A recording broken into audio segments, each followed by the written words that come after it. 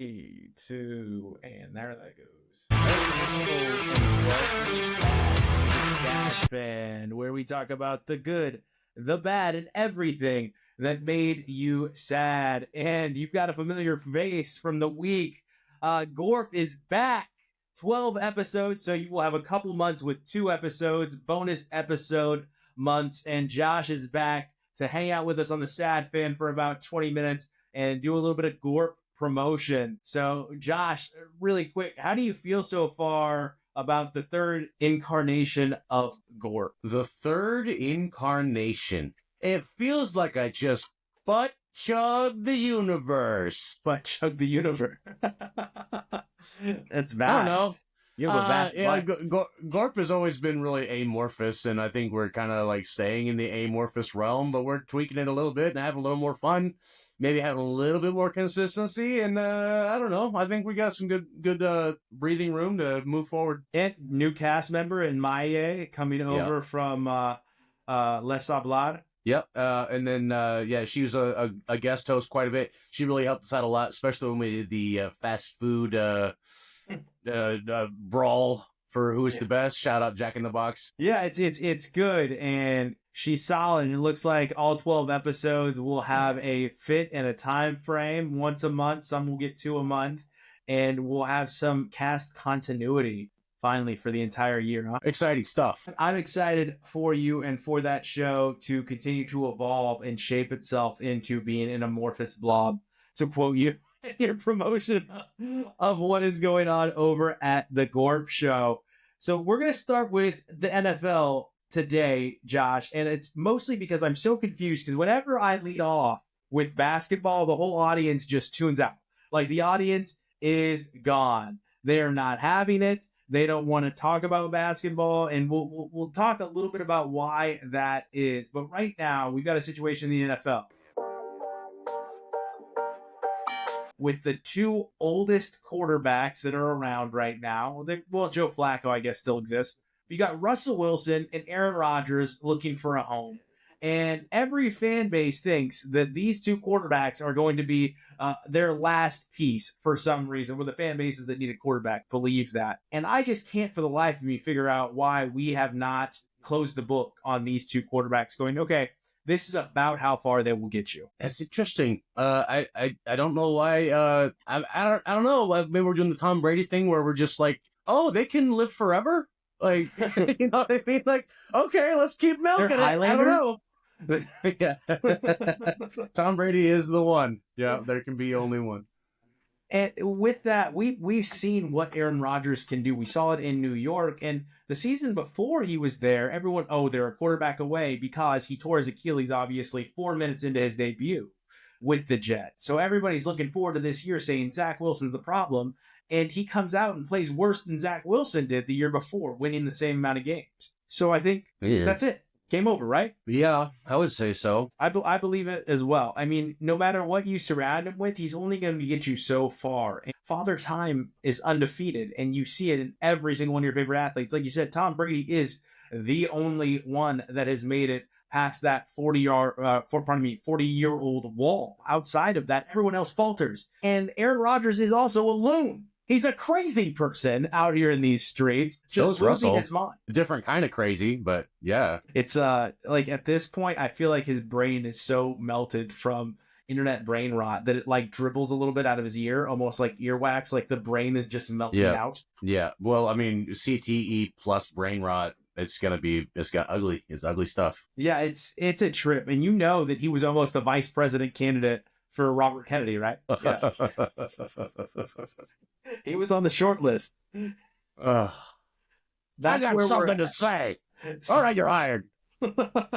So with that, Josh, I think that we're going to get to Russell Wilson here in a second. We're just obsessed in our society at this point with name brand recognition. Absolutely. That's a name I recognize. They could do something for me. Yeah. Just because you know the name, that works. I mean, the fact that RFK is a Kennedy is a big deal. You know what I mean? Yeah, absolutely. Not to get political, but I mean, like we remake movies on a constant basis. Can we just let the kids play? Let the kids play the game. Yeah, we've seen it, and he's not better than your backup quarterback at this point. He's just a name that sounds better than, oh, just another guy. He was the guy for a while, so teams think that they can reignite that. And it's the same with Russell Wilson, except for Russell Wilson took more of a beating throughout his NFL career than Aaron Rodgers did. So at a certain point in time, the parts just break down. Yeah, especially for a quarterback, like when you're in the blender every play. You know what I mean? It's Yeah, probably the second most contacted position, second most contacted skill position is what I wanted to say there. Third, obviously, outside of the lineman. I So take unfair umbrage to with linemen. that skilled position. Yeah, like You were a lineman, right? You telling me the center isn't highly skilled and informed on what's going on around them. Extremely intelligent. That's accurate. Yeah, I guess that's not fair. I think about it when we say it a lot, but it's the only way to identify these positions. And now we've got the Browns, who are literally in salary cap hell because they decided to pay a sexual predator $250 million. And he turned out to be, I mean, who would have thunk it? Terrible. And he hasn't recovered at all. He's got like the yips for a quarterback. If the quarterback could get the yips, that's what this person has. And now they're just trying desperately to find a way out of their salary cap hell. So they look to Russell Wilson, who's not going to take a pay cut. And I think it's time for the Browns to just go for a rookie. Why don't you just get a rookie? Like take a year off, as it were, right? I guess that doesn't work. It's we live in an instant gratification society now, Josh, and everybody wants what they want and they want it right now. And if they can't have it right now, they don't want it. Listen, guys, we're the Browns. We're not going to get the ring this year. Can we just build a little bit? Please allow us to do something else. And in the NFL, I think last week I called it the male soap opera because we love to see the players slip from team to team to team to team. Where's it going to go next? And we're so in love with the transaction now within America's favorite sports. I think actually around the world. I think even that's Euro. Good way to put it. Yeah. Yeah, I think even Euro, we're obsessed with the transaction. And I think that's a side effect of video games, Josh. I can see that. And I appreciate that observation. Like, yeah, the transaction is exciting. It gets headlines. It gets people talking. It makes the bets move. The bookies keep them active. You know what I mean? So, like, the cogs get greased because of trades. And, like, which I think the whole thing is dumb. Just same player, same team, 15 years, and then dump them in the trash. That's how it's supposed to be. No healthcare. No healthcare. Free steroids for life, but no healthcare. And that's the way it was for a long time before the players union. Unfortunately, now what we see is players do move around a lot, but with that salary cap, do you think it's time maybe instead of that to get rid of the salary cap so you can keep your best players for them? Oh boy. Money ruins everything. Can we just all understand that? Like, no matter if we do a complete upheaval of the whole system, the Yankees are still going to come out on top. You know what I mean? Like, I don't know what the solution is. I'm just a sad fan about it. Yeah. At or near the top is accurate. And it's unfortunate because what we see is where there is some diversity in champions and where there is some, what's the word I'm looking for there, parity in what we're doing, I think that attracts fans like you to get what? Like, Josh is like, wait, what's going on? Yeah. University of Seattle's in the championship? What the heck? Like, what is going on? What world am I living in? I think that brings people to the table. Also, what we forget is, yes, the juggernaut, they bring people to the table as well. The name brands bring people to the table, but America loves an underdog. Mm-hmm. They love it. Like, that's why some of the movies, Catch Popcorn and Beers, also on the TheSadFan Network on YouTube, comes out every Tuesday. But anyway, that's why people love movies like Rudy, The Replacements, because they love an underdog. Do you remember when Aaron Rodgers, like, if I'm not mistaken, took the mantle from Brett Favre and then like, oh, look at this young guy just killing it. That was exciting. 30 years ago when that happened. You were actually the year before that happened when the Packers lost or beat the Packers lost to the New York Giants. You said there's no way the Patriots are going to lose. I'm never watching this again. You thought there was no way the Giants were going to be able to beat the Patriots. Yeah. Here we are. That take didn't age well, Josh. Anyway, Anyway, enough with football. Let's move on to fighting. Let's talk about fighting. Now, would you say that you've watched more or less wrestling since the WWE joined Netflix? I have watched less, but I've been more and more disappointed that I missed it. Okay, because it was available? I want to get back into it. I really do. I love wrestling, and it's more accessible. I just got to make time to watch it. I'm excited for watching some wrestling. I want to see Rhea Ripley's butt some more.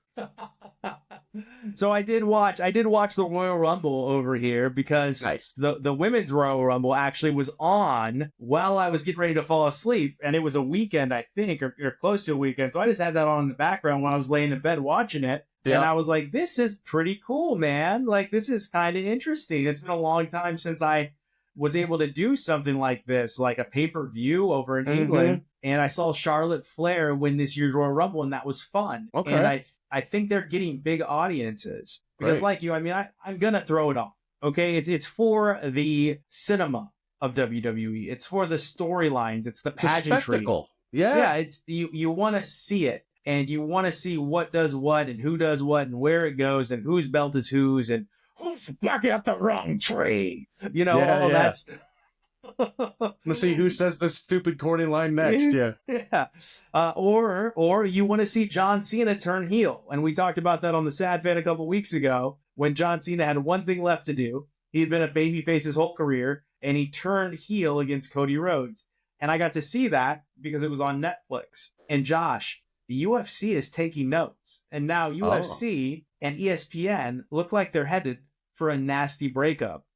As Dana White has come out and said he's going to do everything in his power to sign with Netflix. Why Netflix, though? Why wouldn't you just go to Amazon and get the real money? Probably viewership, accessibility. Right? So one of the reasons why ESPN is like, we've had it up to here is because they've had viewership drop. Now I've got my own theories on that. I think a lot of people like myself, like I tuned out. They have a superstar problem in the UFC right now. They do not have a Conor McGregor. John Bones Jones rarely fights. They don't do a great job promoting their fighters. Most of their champions are Dagestani or Kazakhstan fighters, which don't draw American crowds. I don't know if you're aware. They're just not going to do it. And also, a majority of them aren't brawlers. They're wrestlers. So you're going to lose viewership. Yeah.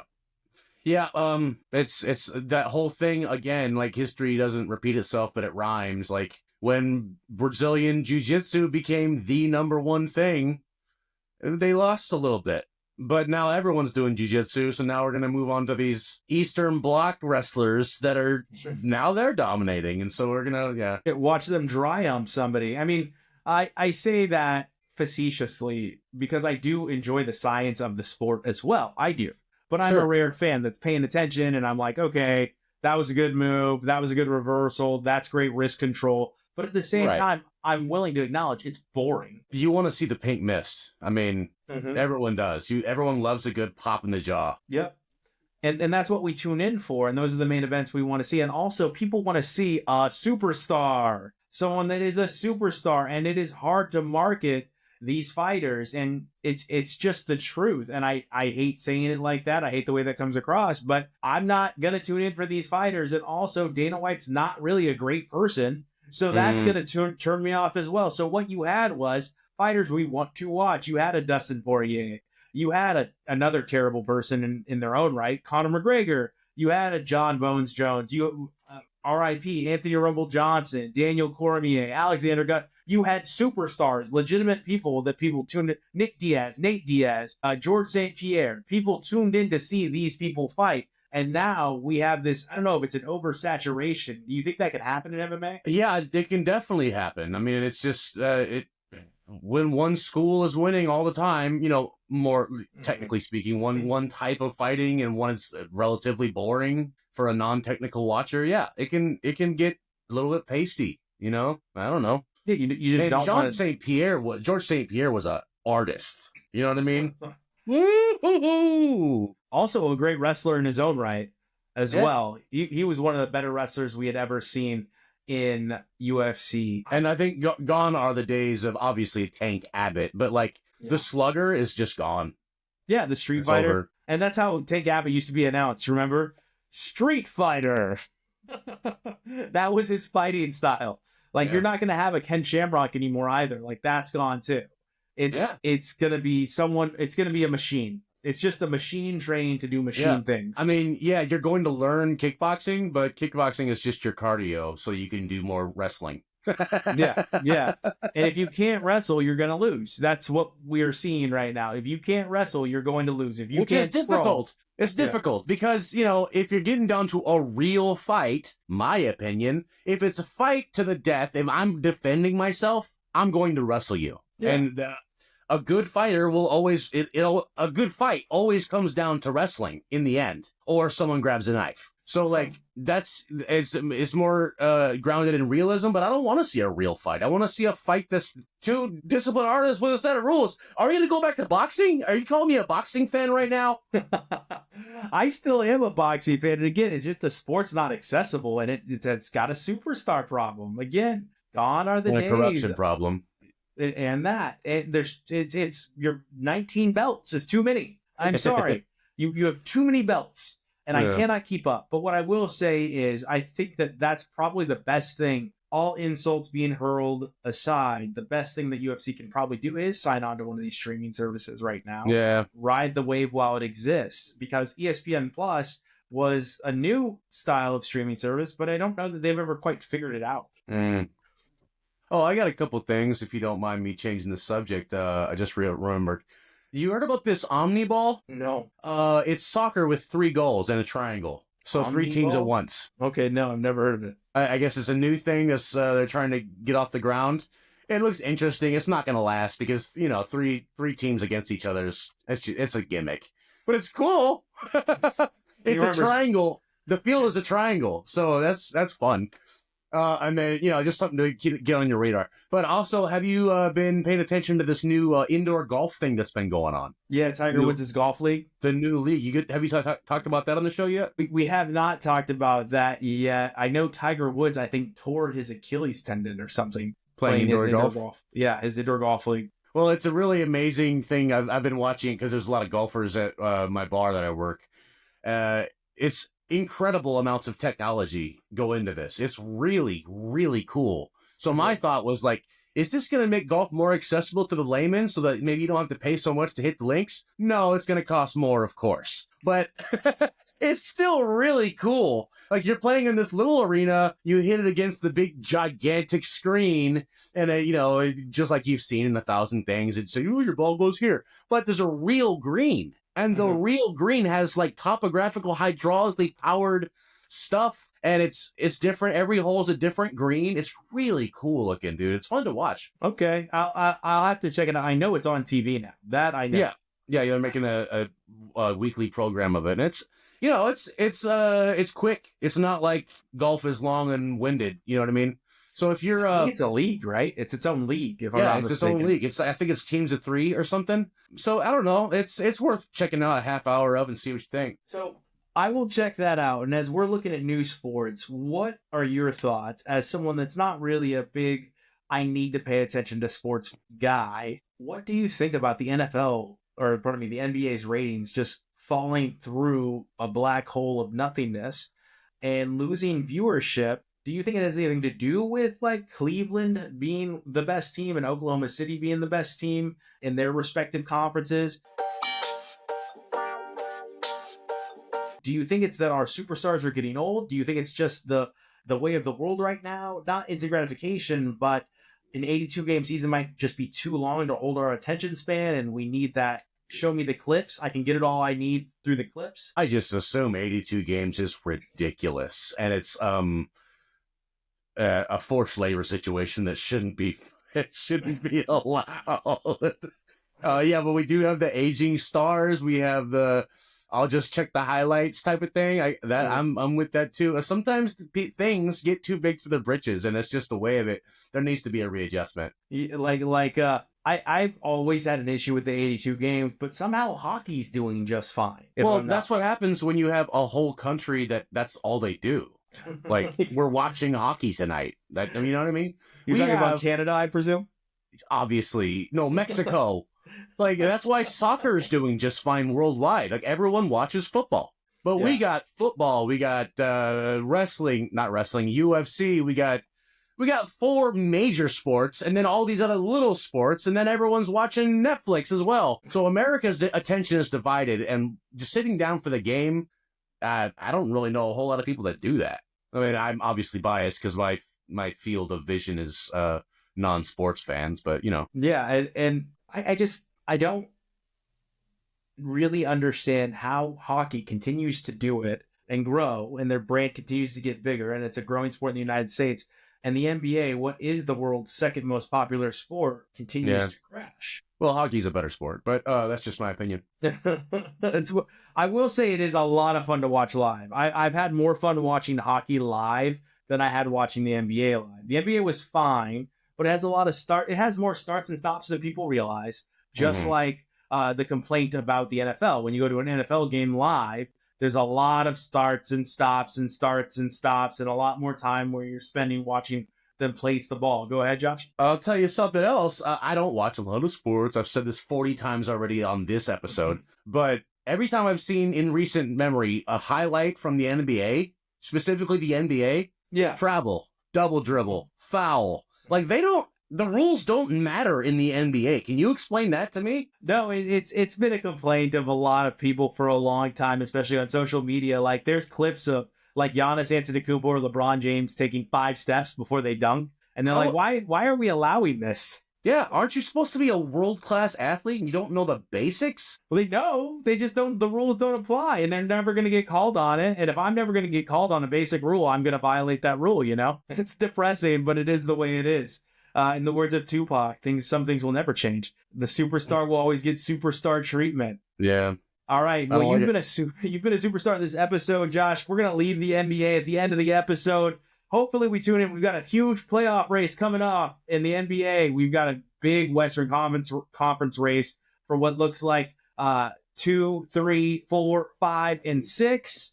It's probably just gonna be for 5 and 6 and 7 at this point, but it'll be fun to watch regardless. I am sorry, NBA, that your 2 best teams are going to be Cleveland and Oklahoma City. Nobody wants those 2 markets to be the top markets in the NBA, but that's what it is. Josh, any closing thoughts? No. Fair enough. Thank you for joining us each and every week. We will see you next time on The Sad Fan.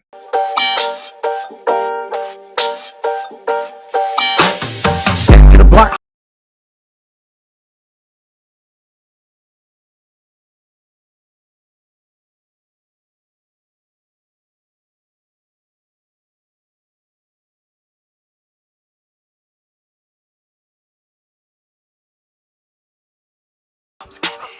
Back in the shop, get it off a dummy. Always get money. Back to the block. Back in the shop, get it off a dummy. Always get money. Scamming or bust, scammers are us. Step on the scene, the cameras on us. Scam everybody and scammers we trust. All day, every day, scammers a must. Scam a hoe, they can't stand me. Scamming who, they can't scam me. Pay me off, that's my scam fee. Activate the squad, that's my scam lead. Scam a lot, I scam often. AI scams, I'm like Scam Altman. Scamming Sosa, I'm scam balling. Can't scam in person, I'm scam calling. So many scams, what's a scammer to do? Not in on the scam, then I'm scamming on you. I'm scamming at random, a scammer at large. Cause deep down inside, I'm a scammer at heart, yeah. Yeah. Don't know how to scam proper? Go ahead, call the scam doctor. The Scamerai, Debo Scamuel, Scam Bankman Freed, Scamming Hagar, Scamming Trophy winner, Scam Newman. Back to the block, I'm scamming. Back in the shop, I'm scamming. Get it off a dummy, I'm scamming. Always get money, I'm scamming. Back to the block, I'm scamming. Back in the shop, I'm scamming. Get it off a dummy, I'm scamming. Always get money, I'm scamming. See, I'm on a scamming mission. I scam like politicians. I wake up in the morning, scam everyone that listens. I got Reddit scams, credit scams. Got it done if I said I can. Been working on like 7 scams. Got money changing like 7 hands. Cause I'm pulling strings, pulling schemes, pulling hoes and I'm pulling free. Paid in full when I'm pulling green. I might play the fool, you not fooling me. In self-checkout, not scanning, I'm scamming. Ringing up chips when I'm bagging up salmon. Might get myself caught if I don't stop the bragging. I'm plotting and planning and skimming and scamming. So many scams with a scammer to do. Deep down inside there's a scamming you. Scammer since birth, I'ma scam to the end. Won't be too long till I'm scamming again, yeah. Only a matter of time. It's Scammy Davis Jr., Scamuel Jackson, Scam Darnold, Scamuel Adams. And you will never see it coming. I got my scamouflage on. I'm hosting a scamathon on scamazon.com. I need a Scammer Diaz, a scamsel in distress, if you will. Ha!